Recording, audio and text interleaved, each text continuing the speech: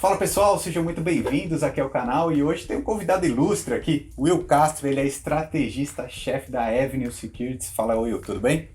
Fala Ricardo, prazer estar aqui com vocês. Cara, e eu trouxe ele aqui porque a gente vai falar sobre REITs. O que são os REITs, né? É você ganhar dinheiro em dólar. A gente é uma espécie de fundos imobiliários aqui dos Estados Unidos. Estou super feliz de fazer essa gravação, estou direto aqui de Miami com ele, o escritório onde eles trabalham aqui. Eles fazem todas as análises aqui da Avenue, da corretora, não é isso? Exatamente, é um prazer te ter aqui em Miami. A gente não tá na praia, né? Mas a gente tá aqui normalmente, que tá legal por aqui. Show de bola. Então, Will, traz aqui pra gente, né? Eu já percebi, conversei com vocês aqui, tem toda uma equipe de análise, né? Tem a Avenue é uma corretora que ela facilita muito o dia a dia dos brasileiros, né? Então é muito fácil você que está aí assistindo a gente, você abrir uma conta aqui na Avenue e você consegue investir em qualquer ação aqui do mercado norte-americano. Aí a gente está falando das stocks, que são as ações, ou os REITs, que são similares aos fundos imobiliários, né? Inclusive vou até deixar o link aqui na descrição, que aí você consegue acessar e abrir conta lá na Avenue, e vai ter alguns benefícios através desse link que está aqui. E então é isso, né? Vocês têm aqui toda essa operacionalização, né, para o brasileiro investir facilmente. Vocês também têm uma equipe que analisa o mercado, que você é o estrategista-chefe. Exatamente. Então, assim, além de mim, a gente tem um time todo, tem gente em São Paulo, né? A corretora, ela existe não só em Miami, mas também no Brasil. E o objetivo é esse, assim, é realmente criar uma avenida de acesso, né? O investimento internacional sempre foi visto como algo muito caro, difícil, complexo, só para quem tem muita grana. Porque de fato até então era, né? Se você fosse uma corretora nacional, eventualmente os mínimos são altos, em bancos estrangeiros também os mínimos de investimento também são altos. O que a gente fez? Cara, a gente aqui não tem mínimo. Então se você quiser investir $50, $100, não tem problema. Você consegue acessar o mercado americano e é isso que você falou. São mais de 6 mil ativos entre ações e estoques, REITs e os ETFs, né? Os fundos de investimento em outras ações ou até mesmo em outros REITs, né? Não, e aí é legal porque antes de vir para cá, eu me preparei aqui para a entrevista e é legal que o Will e toda a equipe aqui da Avenue, eles preparam como se fosse um relatório de mais de 30 páginas, que é uma vez por mês, se eu não me engano, se chama Seleção, né? Exatamente. Seleção Avenue.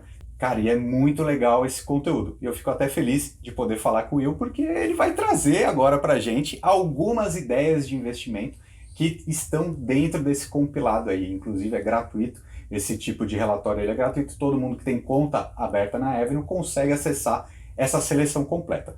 Mas aí, como eu sei que vocês que acompanham aqui o canal gostam de dividendos, gostam de fundos imobiliários, falei para o Will, me traz 3 REITs, 3 investimentos aí no mercado imobiliário que sejam interessantes nesse momento. E aí ele quebrou a cabeça, deu uma olhada lá no relatório do Seleção e vai falar pra gente então 3 REITs, certo? Boa, exatamente. Então assim, o Seleção Avenue é um relatório que nem o Ricardo já falou, mensalmente a gente atualiza, tem algumas mudanças ou não necessariamente, tem algumas mudanças no sentido de troca de ativos e tal, e qualquer pessoa consegue acessar esse relatório de forma gratuita. São 35 ativos, que são ideias, né, de investimento. Tem gente que busca coisas diferentes quando investe no mercado americano. Tem gente que quer ativos de tecnologia, outros não, eu não quero muitas emoções, eu quero poucas emoções. Ou não, eu quero buscar renda em dólar, ou eu quero investir no mercado imobiliário americano, que eu ouvi dizer que está muito bom, enfim. Então, o Seleção Avenue tem essas 35 ideias de investimento e a gente tem alguns REITs ali no meio delas, né? E aí já começando a falar um pouco deles, né?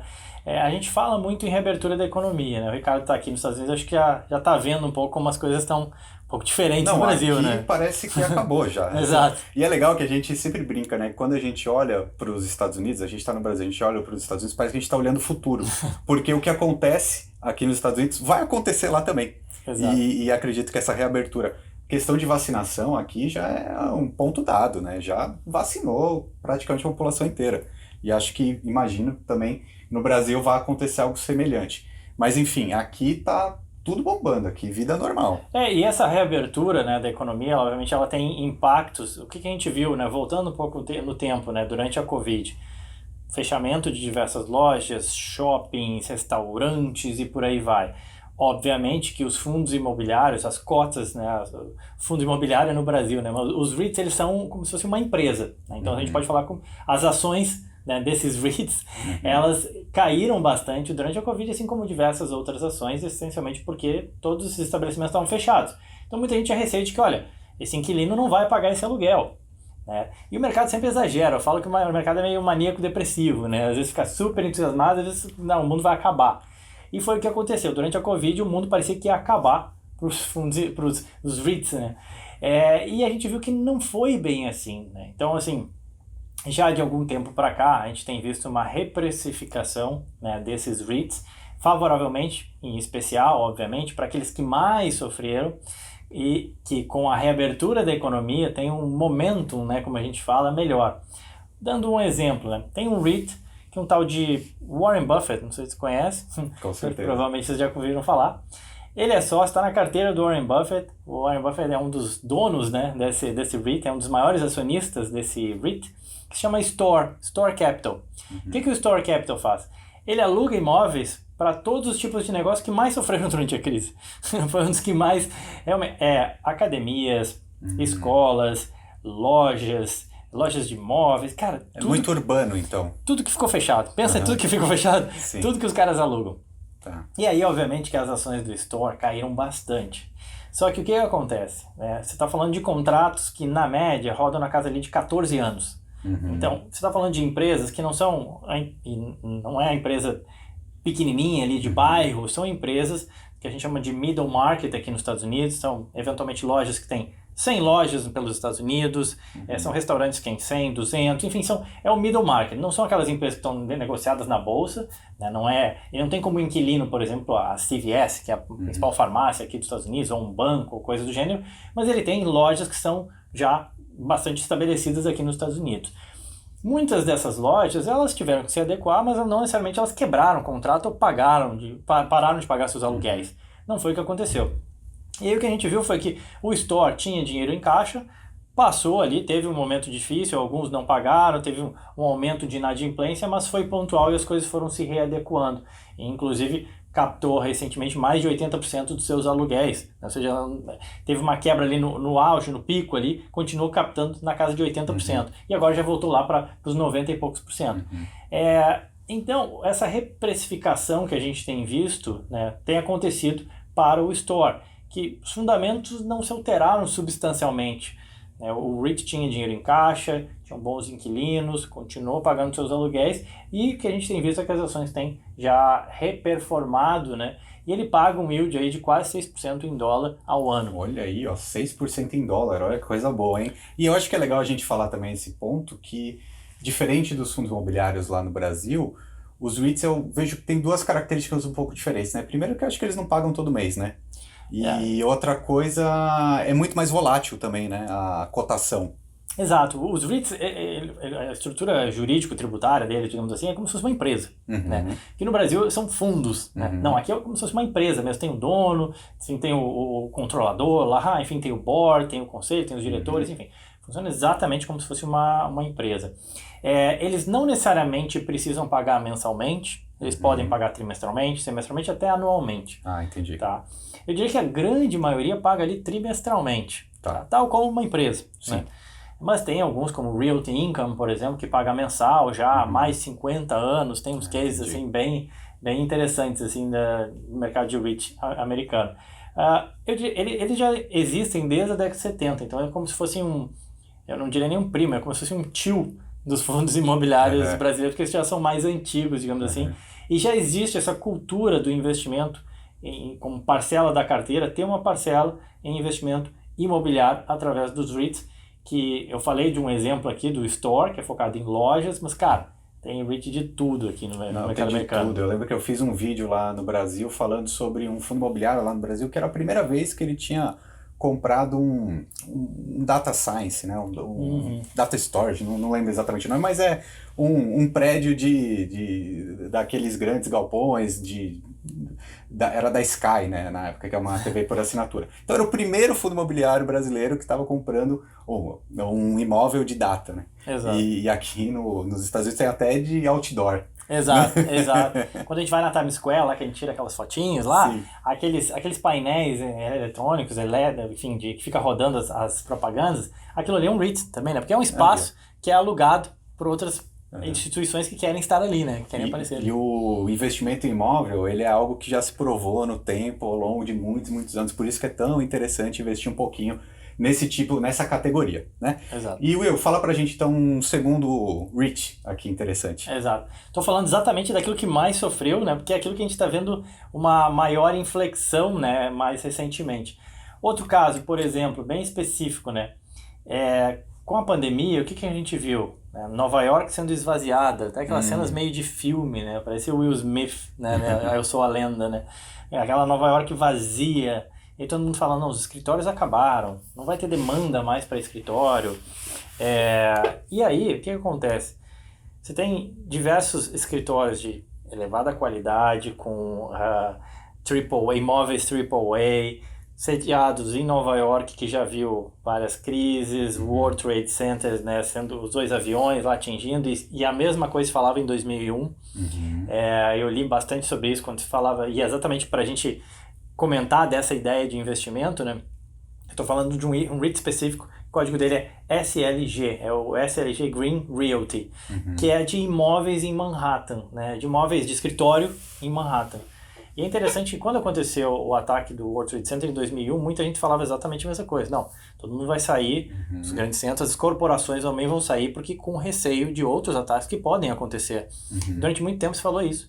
E aí, a mesma coisa aconteceu. Vários imóveis lá naquela época tiveram uma desvalorização, sofreram, ou teve aquele receio. Mesma coisa aconteceu agora. E o que a gente tem visto é que essas coisas já vão se recuperando. Nova York continua existindo lá, Manhattan continua existindo lá. E o SLG, inclusive, teve um dos seus imóveis que foi alugado. O Facebook aproveitou exatamente a crise e foi lá e alugou um dos imóveis do SLG em Manhattan. Legal. Né? E o Facebook, em tese, né, aquela empresa mais tech, todo mundo pode trabalhar de casa, ou essa ideia que a gente tem de empresa tech, foi lá e alugou exatamente um escritório em Nova York, né, no meio da pandemia. Excelente. É engraçado que é a mesma história acontecendo lá no Brasil, né? A gente tem os fundos imobiliários de lajes corporativas, Exato. que seriam os escritórios, com a ideia do home office e tudo mais, muitos caíram, e o que a gente está vendo, os imóveis bem localizados e que tem boa estrutura, já começaram a voltar e tendem a se valorizar nos próximos momentos, né? É engraçado que a gente vê a mesma coisa em Nova York. E esse REIT especificamente, vocês têm uma ideia de dividendo esperado? Sim, ele paga na média ali, algo em torno de 4 a 5%. Ele paga um pouquinho menos que o Store, mas paga ainda assim na casa de uns 4 a 5%. Legal, lembrando que esse valor anualmente, mas não necessariamente ele paga uma vez por ano, pode pagar a cada 3 meses, 6 meses, etc. Exato. E uma outra coisa que é importante lembrar também, a gente está falando de uma realidade de taxa de juros aqui nos Estados Unidos muito baixa, né? Ah, sim. De 0,25%. Então quando você fala em 6% de yield, aqui é bastante, né? Não, é muito. É verdade, que lá no Brasil a gente está acostumado que tem fundo que paga 12%. Exato. Mas vai ficar um pouquinho mais raro também, imagino. Né? Exato. E, bom, se bem que a Selic lá está subindo, né? Mas também a gente está falando em dólar, né? Por mais que seja uma outra realidade, a taxa básica de juros aqui é baixa, então o dividendo também não vai ser na casa dos 2 dígitos, mas aí a gente está falando que se você é brasileiro, quiser investir aqui nos Estados Unidos, super fácil, você abre uma conta na Avenue, você consegue comprar qualquer um desses REITs, e aí você ainda tem a proteção, né, de você estar investindo em moeda forte, também tem a variação do câmbio, né? Se o câmbio subir, esses seus 5, 6% nesse dividendo é como se fosse mais, né? Porque você ganha no dólar também. Então sempre tem essa outra característica, e eu sempre falo que é necessário sim diversificar seus investimentos e ter pelo menos um pouco do seu patrimônio fora do Brasil, acho que faz todo sentido. Will, fala pra gente um terceiro REIT então. Fala de um REIT que está mais na moda, digamos assim, ele já se valorizou bastante, ele é menos contrarian, né, do que esse que eu estou falando. Esse que eu estou falando realmente foram caras que sofreram bastante e estão se recuperando, e com a reabertura tendem a continuar aproveitando esse bom momento. Mas você tem o Equinix, que é o maior REIT de data center aqui dos Estados Unidos. Por que eu estou falando dele, né? Porque apesar de ele já ter se valorizado, ter tido uma boa performance, foi o cara que menos sofreu durante a crise, né? Até porque a nossa vida ela foi ficando cada vez mais online, né? E ninguém acredita que isso vai mudar muito, né? Cada vez mais se precisou de espaços, né, para guardar dados, para se proteger dados, enfim. Então o Equinix ele surfa isso, essa tendência que eu diria que ela é secular, né? Quanto mais a nossa vida for ficando online, mais a gente precisa disso. E quando a gente fala da nossa realidade, né, como pessoa física, é uma coisa, salvar minhas fotos, salvar meus arquivos, mas pensa numa empresa, né? Pensa numa empresa que tem milhões de dados, transações, bancos que precisam guardar essas informações durante 5 anos por questões regulatórias, por exemplo, e por aí vai.